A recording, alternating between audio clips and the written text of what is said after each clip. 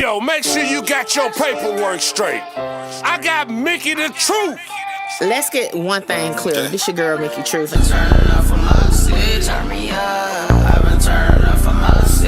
South Carolina, 803 to be exact. What's up, y'all? It's your girl, Mickey Truth, aka the Queen of Paperwork, and I am back with another video.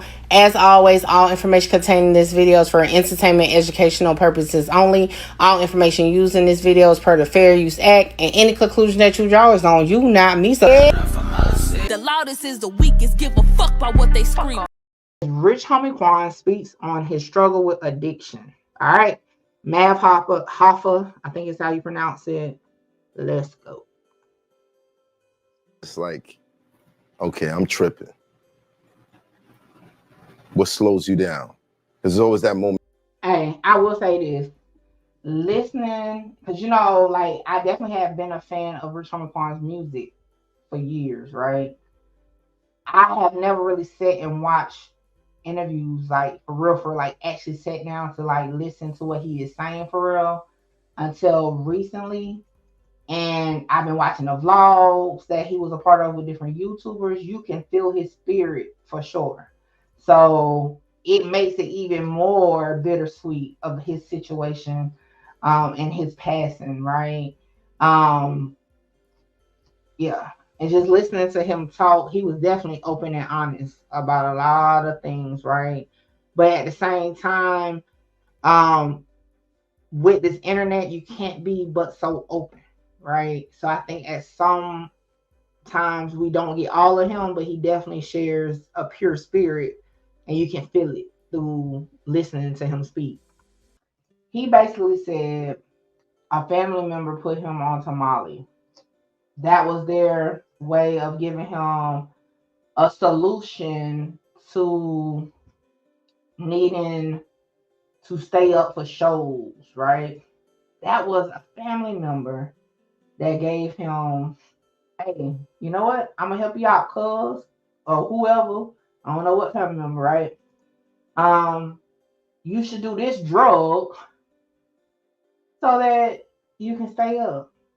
And I wonder if that family member is still around, because although, you know, but when you're the person that actually started somebody on something, and then something bad transpires from that person, whether they get strung out or something, I wonder, does that hold a weight on you?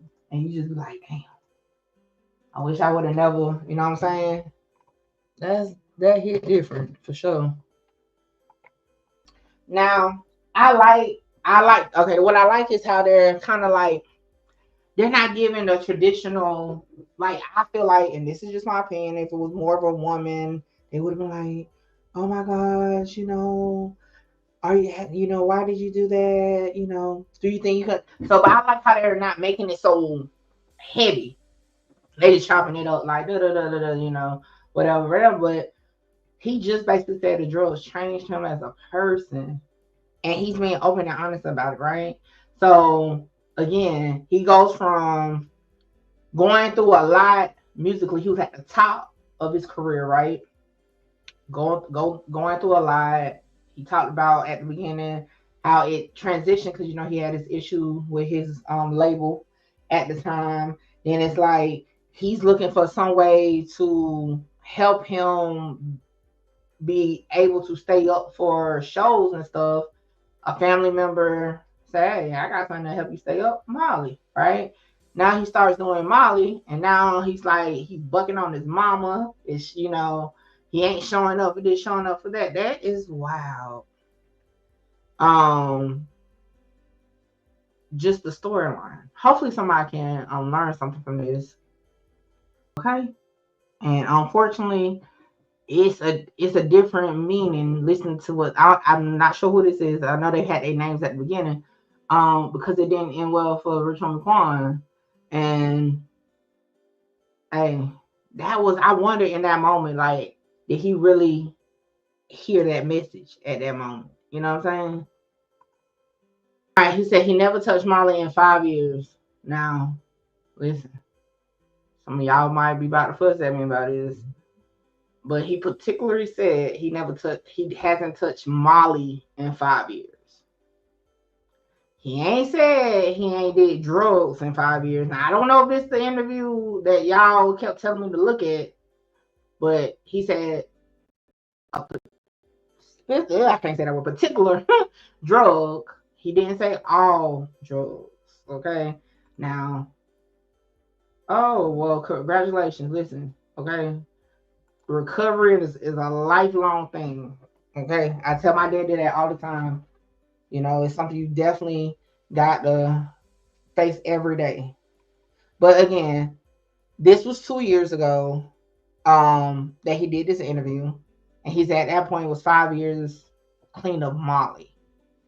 Yeah, I know I'm a little particular about what people say. He didn't say all drugs, he said Molly. Bro, Hold on, pause real quick. That part hit different.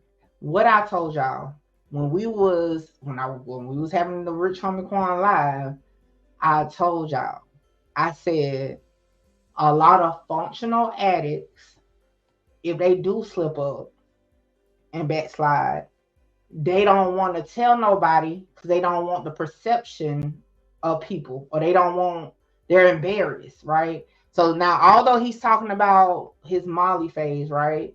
He just said people was already saying, you know, I look like David Ruffin, but all I thought of was, oh, he was on drugs, ain't it? You know what I'm saying? I tell y'all, even though they making a decision to do drugs, they still, to a certain degree, care what other people think about him. And I'm not particularly saying he cared about what his fans, it could have been his family. Because remember, his brother said, we went down this road before, so he don't keep that around us, whatever. Listen, I just feel like, to me, that spoke to what I was saying. He could have been ashamed of it, but not to the extent that he didn't want to do it. He just didn't want others to know he was doing it, depending on who it is. And that's why I said, you know, we don't know for sure if Amber knew he was doing it, because he could have been hiding it from her, but felt more comfortable with no judgment from the other baby mama that he did tell he was doing it. Again, this is just my opinion and perception of what I'm hearing, but I do think he internalized a lot. And just listening to that clip, because he said he was in his mind and he was like, man, I can't go out like this, you know. Even though he was choosing to do these drugs, he's like, I just got to get better. And one thing, and this is my own reference, because, you know, my dealing again with my parents for a long time, right? A lot of times, one person can stop doing one thing and replace it with another. And that's why I'm honing in on, he said he was off of Molly, not just drugs. I done seen people, my dad, and next time he called me, I'm gonna make sure I get a little interview so you can hear from somebody who actually lived that for real. And yes, I got his permission to be telling his story about things like this. Okay. But I will say this. A lot of times, right? They will replace it with something else. You know what I'm saying? They will replace it with something else.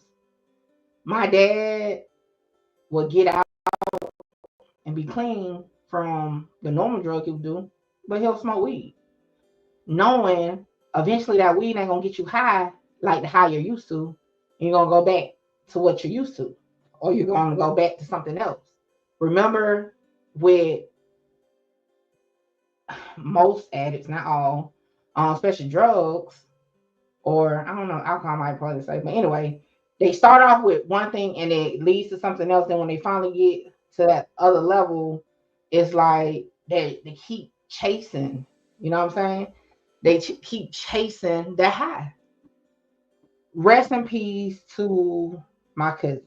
I had a cousin. She passed away a couple years back.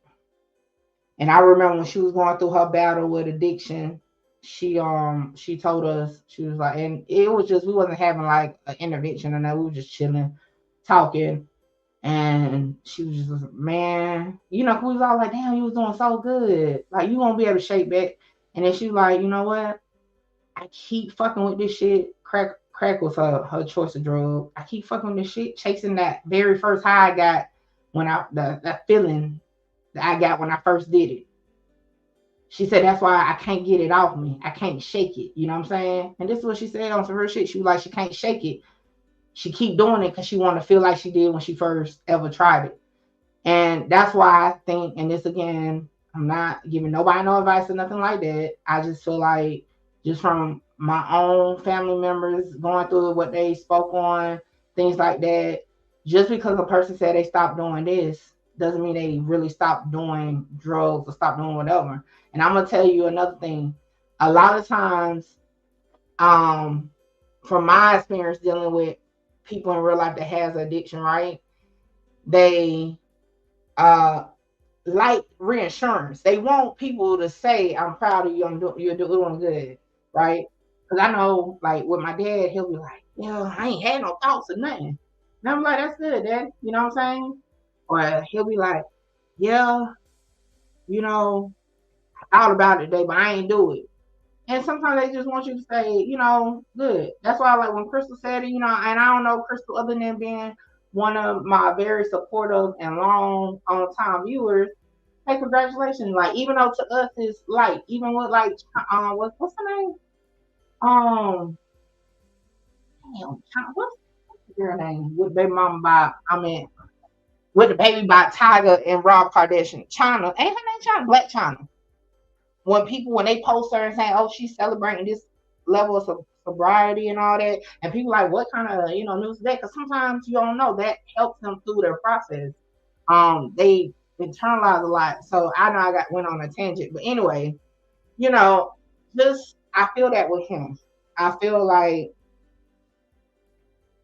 he internalized a lot and he was shameful. You know what I'm saying? Of a lot, but was that enough to get him to kick everything? I don't think it was, but let's see. But now I know they just chopping it up, but listen, what I just said, they go to a different drug. Now we just was talking about Molly. Now he's talking about his experience with ecstasy. I don't know. A lot of times, and I'm not saying everybody, but when you ask, you got to be real mindful of what you ask a person just in general, but you got to listen to what people say, okay? You got to listen to what people say because it will tell you a lot. What y'all was telling me in my comments is what they don't say. Hey, that man said he ain't did Molly in 5 years. Not that he ain't do drugs in 5 years. Without you heard what they said, he had that like, damn, you can notice. Again, I made sense what Dre said in that body cam, and I know all y'all saying he wanted the suspects, but anyway, in that body cam, he said he don't keep that around us because the situation. I don't know if he said situation, a situation in the past. That's something he keep on him. He just said, like I said, it'd be shame. Remember, his daddy said, you know what I'm saying? He don't tell me nothing or whatever. And, I talked to him. He ain't sound high, but I know, when he's high, he wasn't high the last time I talked to him. Quan probably didn't make sure not to talk to his daddy or mom when he was fucked up. I know people in real life that get fucked up, and when they're fucked up, they cut off certain people. And you know who the people they cut off? The people that's gonna tell them they shouldn't be doing that. The people that's probably gonna pass judgment to them. But the people they're still gonna see, those that disregard or pacify that they got an issue and don't say nothing. People that indulge in the drugs too, those are the people they're gonna keep by. Or though, you'll see them, but the ones that's not, listen. And see, for my dad, I was that person for him. I'll call him out every time. And I'm like, bro, you can't lie to me. So he wouldn't come around me on them times. He'll come after he went on his binges and, his old lady won't let him home because he know I ain't going to turn him away. I'm going to give him a place to sleep it all. But yeah, when he in emotion, he ain't going to see me. He would be shamed. Or that's how he would feel shameful. But I'm going to definitely talk to my daddy and record a conversation so y'all can hear from him. I'm like, this shit I went through for real. So that's why I'm like, You just would never know. First, I would not talk to anyone at all. Oh no. Yeah, like, come on. People don't know, especially if you done had, see, like he said, he was snapping on his kids. He had snapped on his mom, especially when you done had episodes like that where something bad has taken place, you're definitely gonna be shameful. Like I said, most people you don't trust drug addicts, especially ones that's really to that extent, right? And hey, I only had one personal incident, you know what I'm saying? What's up, Haitian? With a situation where something was taken from me and my dad took my car. Okay. And he took it because it was parked at his house, but he took my car. And I remember I went off. I chased my dad down. He was driving my car and fled from me in my car. Okay. But I chased behind him.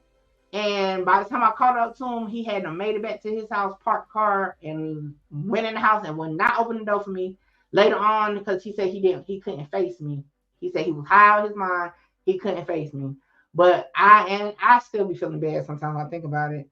But I went off on my dad because I told you, hey, I won't ever judge you, but don't ever take nothing from me. And that was back when I was like 18, so that was like 2007. And I was ready to square up with my daddy. I was so hurt by that. And after that, I've never trusted my daddy. Again, he never tried to take anything, but I never trusted him anyway.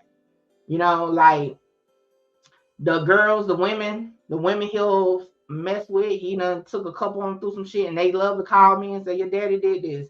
The first time I'd be like, okay, because I never want them to get locked up. And they be like, I had to call the police. I'm like, oh shit, okay. Let me go find them. Whatever. But then they let him come back. And I'm like, okay. Now, you done seen, like, he used to have an issue with taking their car. If I said the car be the problem. He took mine one time, but one of the chicks he used to mess with, I swear he would take her car. And to me, when they started calling me saying he took the car, I know he back out there. You know what I'm saying? Like, that's a sign for me because I've been dealing with this for so long. So I would see them when they're on good terms and he driving. I'm like, bro, why you got him driving a car? For one, you already know he shouldn't be driving anyway. For two, when he take your shit, you gonna want to call me. And at that point, I said, don't call me. Don't call me no more. Right? Because you kind of just like, the fuck? Like, you keep letting them do it. So I say all this to say, like, you see signs in people. And when you get to that point where you can see the signs in people, then guess what? They're going to try to hide it from you even harder.